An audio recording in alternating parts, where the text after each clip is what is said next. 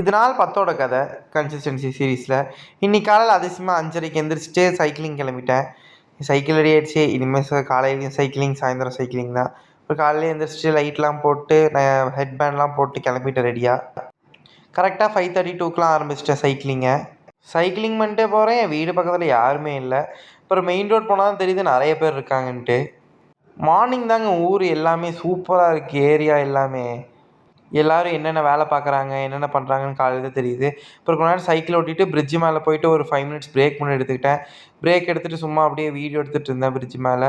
அதுக்கப்புறம் சன்ரைஸ் ஆகிறதுக்கு கொஞ்ச நேரம் பார்த்துட்டு இருந்தேன்.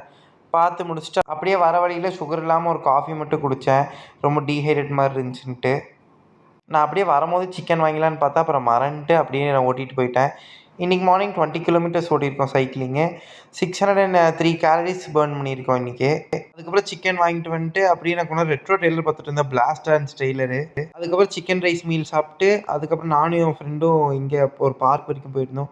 போய் கிரவுண்டில் விளாண்டுட்டு அப்புறம் கிரவுண்டில் கிரிக்கெட் மேட்ச் நடந்துச்சு, அதை பார்த்துட்டு அப்படியே மறுபடியும் சைக்கிளிங்கு. அதில் ஒரு 6 கிலோமீட்டர்ஸ் ஓட்டு வந்தேன். அது முடிச்சுட்டு ஜிம்முக்கு போயிட்டு இன்றைக்கி பைசப்ஸும் ட்ரைசப்ஸும் ட்ரெயின் பண்ணேன். அதுக்கப்புறம் வீட்டுக்கு வந்து மறுபடியும் சிக்கன் ரைஸ் மீல் சாப்பிட்டு வெட்னஸ்டே சீசன் 2 சீரீஸோட ட்ரெய்லர் பார்த்தேன். அது சூப்பராக இருந்துச்சு. யாரெல்லாம் ரெட்ரோக்கும் வெட்னஸ்டே சீசன் 2க்கும் வெயிட் பண்ணுறீங்கன்னு கமெண்ட் பண்ணுங்கள். அதுக்கப்புறம் தேவையான சப்ளிமெண்ட் சாப்பிட்டு தூங்க போயிட்டேன். நாள் 11ல் சந்திப்போம். Bye guys.